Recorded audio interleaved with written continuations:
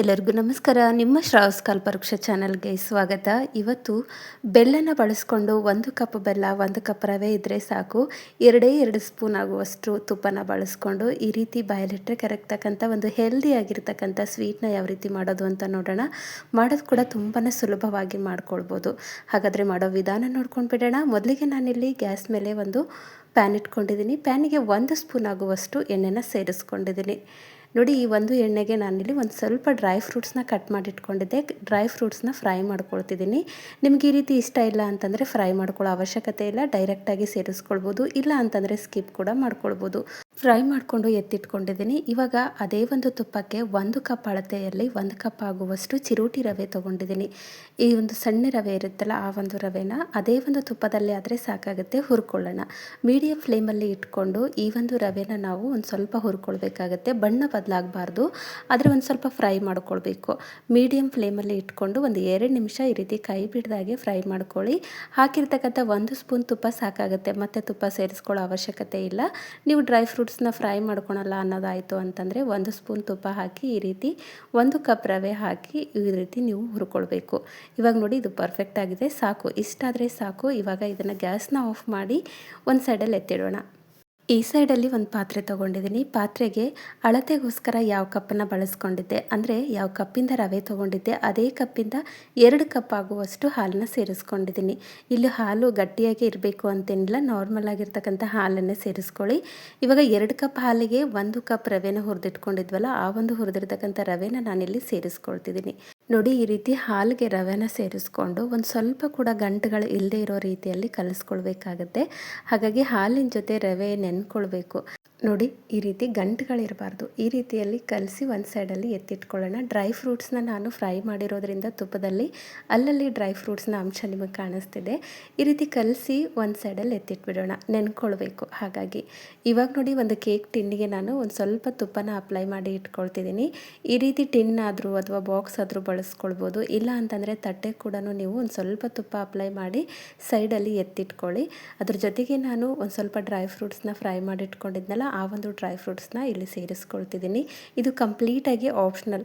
Dry fruits ಬೇಕು ಅಂತ ಏನಿಲ್ಲ, ನೀವು ಸ್ಕಿಪ್ ಕೂಡ ಮಾಡ್ಕೊಳ್ಬೋದು, ಹಾಗೆ ಕೂಡ ಮಾಡ್ಕೊಳ್ಬೋದು. ಮಕ್ಕಳಿಗೆ ಇಷ್ಟ ಆಗೋ ರೀತಿಯಲ್ಲಿ ಇರಲಿ ಅನ್ನೋದಕ್ಕೋಸ್ಕರ ನಾನಿಲ್ಲಿ ಸೇರಿಸ್ಕೊಳ್ತಿದ್ದೀನಿ ಅಷ್ಟೇ. ಈ ರೀತಿ ಸೇರಿಸ್ಕೊಂಡಾದಮೇಲೆ ಈ ಟಿನ್ನನ್ನು ಕೂಡ ನಾವು ಒಂದು ಸೈಡಲ್ಲಿ ಎತ್ತಿಟ್ಕೊಳ್ಬಿಡೋಣ.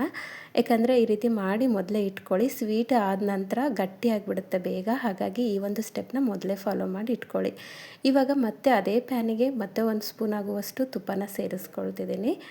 ಈ ರೀತಿ ತುಪ್ಪ ಸೇರಿಸ್ಕೊಂಡಾದಮೇಲೆ ಯಾವ ಕಪ್ಪಿಂದ ನೀವು ರವೆ ತೊಗೊಂಡಿದ್ರಿ ಅದೇ ಕಪ್ಪಿಂದ 1 ಕಪ್ಪು ಆಗುವಷ್ಟು ಬೆಲ್ಲನ ಸೇರಿಸ್ಕೊಳ್ಳಿ. ನಾನಿಲ್ಲಿ 3/4 ಕಪ್ ಆಗುವಷ್ಟು ಮಾತ್ರ ಸೇರಿಸ್ಕೊಳ್ತಿದ್ದೀನಿ. ಯಾಕಂದರೆ ನಾವು ಸ್ವೀಟ್ ತಿನ್ನೋದು ತುಂಬಾ ಕಡಿಮೆ. ಹಾಗಾಗಿ ಒಂದು ಸ್ವಲ್ಪ 3/4 ಕಪ್ ಆಗುವಷ್ಟು ಮಾತ್ರ ಬೆಲ್ಲ ಸಾಕಾಗುತ್ತೆ. ನಿಮಗೆ ಸ್ವೀಟ್ ಹಿಡಿಸುತ್ತೆ ಅನ್ನೋದಾಯಿತು ಅಂತಂದರೆ 1 ಕಪ್ ಆಗುವಷ್ಟು ಬೆಲ್ಲನ ಸೇರಿಸ್ಕೊಳ್ಳಿ. ಅಂದರೆ ಸರಿಯಾದ ಅಳತೆಯಲ್ಲಿ ಹೇಳೋದಾಯಿತು ಅಂತಂದರೆ 1 ಕಪ್ ರವೆಗೆ 1 ಕಪ್ ಆಗುವಷ್ಟು ಬೆಲ್ಲ ಸರಿ ಹೋಗುತ್ತೆ. ಈ ರೀತಿ ಬೆಲ್ಲನ ಸೇರಿಸ್ಕೊಂಡು ಮೀಡಿಯಂ ಫ್ಲೇಮಲ್ಲಿ ಇಟ್ಕೊಂಡು ಕ್ಯಾರಮಲ್ ಮಾಡ್ಕೊಳ್ಬೇಕು. ಜಸ್ಟ್ ತುಪ್ಪ ಮಾತ್ರ ಹಾಕ್ಕೊಂಡಿದ್ದೀನಿ, ನೀರನ್ನ ಸೇರಿಸ್ಕೊಳ್ಬಾರ್ದು. ಮೀಡಿಯಂ ಫ್ಲೇಮಲ್ಲಿ ಇಟ್ಕೊಂಡು ಈ ರೀತಿ ಕೈಯಾಡಿಸ್ತಾ ಬಂದಾಗ ಈ ಒಂದು ಬೆಲ್ಲ ಕರಗಿ ಈ ರೀತಿ ಕ್ಯಾರಮಲೈಸ್ ಆಗಿರ್ತಕ್ಕಂಥ ಒಂದು ಬೆಲ್ಲ ಆಗಿ ಕನ್ವರ್ಟ್ ಆಗುತ್ತೆ. ನೋಡಿ, ನೀರೇನು ಸೇರಿಸ್ಕೊಳ್ಳೋ ಅವಶ್ಯಕತೆ ಇಲ್ಲ. ಜಸ್ಟ್ ಮೀಡಿಯಂ ಫ್ಲೇಮಲ್ಲಿ ಇಟ್ಕೊಂಡು ಈ ರೀತಿ ತಿರ್ಸ್ತಾ ಬನ್ನಿ. ಈ ರೀತಿ ಬೆಲ್ಲ ಎಲ್ಲ ಕರಗ್ಕೊಂಡು ನಂತರ ಈ ಒಂದು ಸ್ಟ್ರಕ್ಚರಲ್ಲಿ ಬರುತ್ತೆ.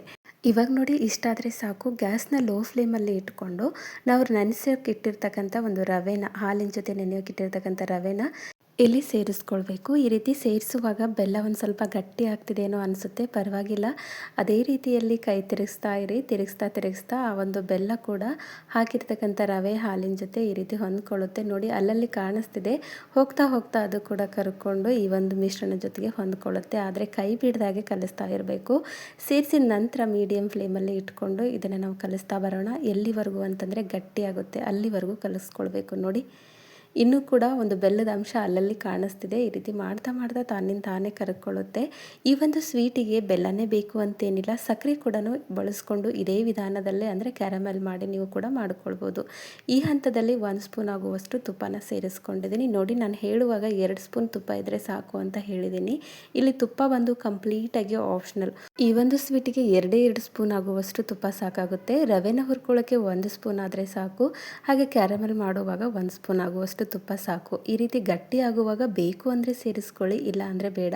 ಸೇರಿಸೋದ್ರಿಂದ ಒಂದು ಸ್ಟ್ರಕ್ಚರು ಶೈನಿಂಗ್ ಬರುತ್ತೆ ಅನ್ನೋದಕ್ಕೋಸ್ಕರ ಸೇರಿಸ್ಕೊಂಡಿದ್ದೀನಿ. ನಿಮ್ಮ ಇಷ್ಟ, ನಿಮಗೆ ಹಿಡಿಸುತ್ತೆ ಅಂದರೆ ಸೇರಿಸ್ಕೊಳ್ಳಿ, ಇಲ್ಲ ಹಾಗೆ ಕೂಡ ಮಾಡ್ಕೊಳ್ಬೋದು. ನೋಡಿ ಸ್ವೀಟ್ ಮಿಶ್ರಣ ಗಟ್ಟಿ ಆಗ್ತಾ ಬರ್ತಿದೆ. ಈ ರೀತಿ ಗಟ್ಟಿ ಆಗ್ತಿದೆ ಅಂದಾಗ ಗ್ಯಾಸ್ನ ಮೀಡಿಯಮಿಂದ ಲೋ ಫ್ಲೇಮಲ್ಲಿ ಇಟ್ಕೊಳ್ಳಿ, ಇಲ್ಲಾಂದರೆ ಬೇಗ ಗಟ್ಟಿ ಆಗಿಬಿಡುತ್ತೆ. ಹಾಗಾಗಿ ನೋಡಿ ಇವಾಗ ಪರ್ಫೆಕ್ಟಾಗಿ ಗಟ್ಟಿಯಾಗಿದೆ. ಒಂದು ಚಿಟಿಕೆ ಆಗುವಷ್ಟು ಉಪ್ಪನ್ನ ಸೇರಿಸ್ಕೊಳ್ತಿದ್ದೀನಿ. ಬೆಲ್ಲದಿಂದ ಮಾಡ್ತಿರೋ ಸ್ವೀಟ್ ಆಗಿರೋದ್ರಿಂದ ಸೇರಿಸ್ಕೊಳ್ಳಿ, ರುಚಿನ ಬ್ಯಾಲೆನ್ಸ್ ಮಾಡುತ್ತೆ. ಬೇಕು ಅಂದರೆ ಒಂದು ಸ್ವಲ್ಪ ಏಲಕ್ಕಿ ಪೌಡ್ರ್ ಕೂಡ ಸೇರಿಸ್ಕೊಳ್ಬೋದು. ಇವಾಗ ಸ್ವೀಟ್ ರೆಡಿಯಾಗಿದೆ. ಗ್ಯಾಸ್ನ ಆಫ್ ಮಾಡಿ ಇಟ್ಕೊಂಡಿದ್ದೀನಿ. ಗ್ಯಾಸ್ನ ಆಫ್ ಮಾಡಿದ ತಕ್ಷಣವೇ ಸ್ವೀಟ್ನ ನಾವು ಟಿನ್ಗೆ ಅಂದರೆ ರೆಡಿ ಮಾಡಿಟ್ಟಿರ್ತಕ್ಕಂಥ ಒಂದು ಟಿನ್ ಅಥವಾ ತಟ್ಟೆಗೆ ಸೇರಿಸ್ಕೊಳ್ಬೇಕು, ಇಲ್ಲಾಂದರೆ ಬೇಗ ಗಟ್ಟಿಯಾಗುತ್ತೆ. ಈ ರೀತಿ ಸೇರಿಸ್ಕೊಂಡು ಆದಮೇಲೆ ಸ್ಪ್ರೆಡ್ ಮಾಡ್ತಾ ಹೋಗಿ. ನೋಡಿ ಎಷ್ಟು ಪರ್ಫೆಕ್ಟಾಗಿ ಸ್ವೀಟ್ ರೆಡಿಯಾಗಿದೆ ಅಂತ. ರವೆಯಿಂದ ಮಾಡಿರ್ತಕ್ಕಂಥ ಸ್ವೀಟು ಅಂತ ಅನಿಸೋದೇ ಇಲ್ಲ. ತುಂಬಾ ಹೆಲ್ದಿಯಾಗಿರ್ತಕ್ಕಂಥ ಸ್ವೀಟು. ಯಾವುದೇ ರೀತಿಯ ಕಾರ್ನ್ಫ್ಲೋರ್ ಕೂಡ ನಮಗೆ ಬೇಕಾಗೋದಿಲ್ಲ. ಜಸ್ಟ್ 1 ಕಪ್ ಹಾಲು, 1 ಕಪ್ ರವೆ ಇತ್ತು ಅಂತಂದರೆ ಸಾಕು, 1 ಕಪ್ ಬೆಲ್ಲ ಇತ್ತು ಅಂದರೆ ಸಾಕು. ತುಂಬಾ ಈಸಿಯಾಗಿ ಈ ಒಂದು ಸ್ವೀಟ್ನ ಮಾಡ್ಕೊಳ್ಬೋದು. ಸ್ವೀಟ್ನ ಈ ರೀತಿಯಲ್ಲೂ ಕೂಡ ನೀವು ಕೇಕ್ ರೀತಿಯಲ್ಲೂ ಕೂಡ ಮಾಡ್ಕೊಳ್ಬೋದು. ಮಕ್ಕಳ ಒಂದು ಬರ್ಡೇ ಕೂಡ ಈ ಒಂದು ಸ್ವೀಟ್ನ ನಾವು ಟ್ರೈ ಮಾಡ್ಕೊಳ್ಬೋದು. ಒಂದು ಸ್ವಲ್ಪ ತುಪ್ಪನ ಹಾಕಿರ್ತಕ್ಕಂಥ ಸ್ಪೂನಿಂದ ಮೇಲ್ಗಡೆ ಸ್ಪ್ರೆಡ್ ಮಾಡ್ಕೊಳ್ಳಿ, ಸ್ಟ್ರಕ್ಚರ್ಗೋಸ್ಕರ ಅಷ್ಟೇ. ಇವಾಗ ನೋಡಿ ಸ್ವೀಟ್ ಕಂಪ್ಲೀಟಾಗಿ ರೆಡಿಯಾಗಿದೆ. ಒಂದು ಅರ್ಧ ಗಂಟೆವರೆಗೂ ತಣ್ಣಗಾಗೋವರೆಗೂ ಬಿಡೋಣ. ಹಾಗಾಗಿ ಒಂದು ಅರ್ಧ ಗಂಟೆವರೆಗೂ ನಾವು ಇದನ್ನು ಒಂದು ಸೈಡಲ್ಲಿ ಇಡೋಣ. ಅರ್ಜೆಂಟ್ ಏನಾದರೂ ಇತ್ತು ಅಂದರೆ ಒಂದು ಸ್ವಲ್ಪ ಬಿಸಿ ಆರಿದ ತಕ್ಷಣ ಕಟ್ ಮಾಡ್ಕೊಳ್ಬೋದು. ನಾನು ಒಂದು ಅರ್ಧ ಗಂಟೆ ಬಿಟ್ಕೊಂಡಿದ್ದೆ. ನೋಡಿ ತುಂಬಾ ಪರ್ಫೆಕ್ಟಾಗಿ ಸೆಟ್ ಆಗಿದೆ. ಇದನ್ನು ಒಂದು ತಟ್ಟೆಗೆ ನಾನು ಡಿಮೋಲ್ಡ್ ಮಾಡ್ತಿದ್ದೀನಿ. ನೀವೇನಾದರೂ ತಟ್ಟೆಗೆ ಹಾಕಿದ್ದಾಯಿತು ಅಂತಂದರೆ, ಸ್ಪ್ರೆಡ್ ಮಾಡ್ಕೊಂಡಿದ್ದೀವಿ ಅಂತಂದರೆ ಡೈರೆಕ್ಟಾಗಿ ಕಟ್ ಮಾಡ್ಕೊಳ್ಬೋದು. ನೋಡಿ ತುಂಬಾ ಈಸಿಯಾಗಿ ಡಿಮೋಲ್ಡ್ ಆಗುತ್ತೆ. ಈ ಹಿಂದೆ ಕೂಡ ಹಲವಾರು ರೀತಿಯ ಸ್ವೀಟ್ ರೆಸಿಪಿಗಳನ್ನು ನನ್ನ ಚಾನಲ್ನಲ್ಲಿ ಅಪ್ಲೋಡ್ ಮಾಡಿದ್ದೀನಿ. ಇಂಟ್ರೆಸ್ಟ್ ಇತ್ತು ಅಂದರೆ ಒಂದ್ಸರಿ ಚೆಕ್ ಮಾಡ್ಕೊಳ್ಳಿ. ನೋಡಿ ತುಂಬಾ ಸೂಪರಾಗಿರ್ತಕ್ಕಂಥ ಕೇಕ್ ರೀತಿಯಲ್ಲಿರ್ತಕ್ಕಂಥ ಒಂದು ಬೆಲ್ಲದಿಂದ ಮಾಡಿರ್ತಕ್ಕಂಥ ಆರೋಗ್ಯಕರವಾಗಿರ್ತಕ್ಕಂಥ ಸ್ವೀಟ್ ರೆಡಿಯಾಗಿದೆ. ನೋಡಿ ನಾನಿಲ್ಲಿ ಕೇಕ್ ರೀತಿಯಲ್ಲಿ ಕಟ್ ಮಾಡ್ಕೊಳ್ತಿದ್ದೀನಿ. ನಿಮಗೆ ಯಾವ ಶೇಪಲ್ಲಿ ಬೇಕೋ ಆ ಶೇಪಲ್ಲಿ ಕಟ್ ಮಾಡ್ಕೊಳ್ಬೋದು. ಹೀಗೆ ಕಟ್ ಮಾಡಬೇಕು ಅಂತೇನಿಲ್ಲ. ಹಾಗೆ ಈ ಸ್ವೀಟ್ನ ನೀವು ಫ್ರಿಜ್ಜಲ್ಲಿ ಸ್ಟೋರ್ ಮಾಡಿ ಒಂದು 2-3 ದಿನ ಆರಾಮಾಗಿ ಬಳಸ್ಕೊಳ್ಬೋದು. ಯಾಕಂದರೆ ಬೆಲ್ಲ ಬಳಸಿ ಮಾಡಿರೋದ್ರಿಂದ ಸ್ವೀಟು ಬೇಗ ಹಾಳಾಗೋದಿಲ್ಲ. ಹಾಗಾಗಿ ಒಂದ್ಸರಿ ಟ್ರೈ ಮಾಡಿ. ಐ ಹೋಪ್ ಇವತ್ತಿನ ರೆಸಿಪಿ ನಿಮಗೆ ಭಾಳ ಇಷ್ಟ ಆಗದ ಅಂದ್ಕೊಳ್ತೀನಿ. ಇಷ್ಟ ಆಗಿದ್ದರೆ ದಯವಿಟ್ಟು ನನ್ನ ಚಾನಲ್ನ ಸಬ್ಸ್ಕ್ರೈಬ್ ಮಾಡ್ಕೊಳ್ಳಿ. ಹಾಗೆ ಈ ಒಂದು ರೆಸಿಪಿನ ನಿಮ್ಮ ಫ್ರೆಂಡ್ಸ್ ಆ್ಯಂಡ್ ಫ್ಯಾಮಿಲಿಗೆ ಶೇರ್ ಮಾಡಿ. ನಾಳೆ ಮತ್ತೊಂದು ಹೊಸ ರೆಸಿಪಿಯೊಂದಿಗೆ ಸಿಗೋಣ. ಧನ್ಯವಾದ.